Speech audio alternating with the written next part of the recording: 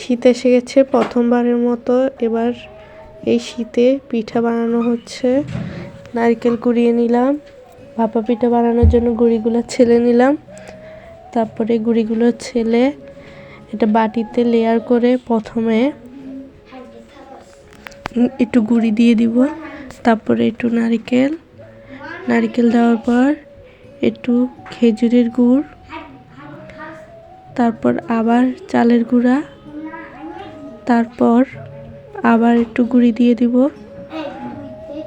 তারপর আবার একটু নারকেল দিয়ে দিব। সবাই এরকম লেয়ার করে না, একটাই লেয়ার করে।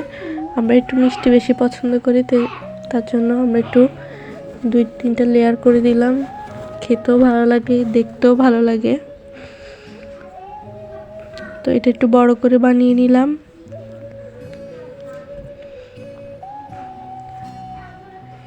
তারপর আরো কয়েকটা বানাবো, এই যে ছোট ছোট করে। সবাই তার বড় খেয়ে শেষ করতে পারে না, তাদের জন্য ছোট ছোট করে কয়েকটা বানিয়ে নিব।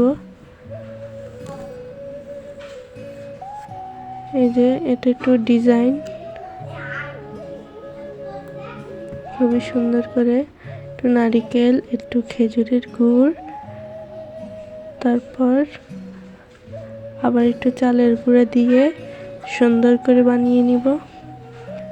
তারপর এগুলো ভাপে বসিয়ে দিব।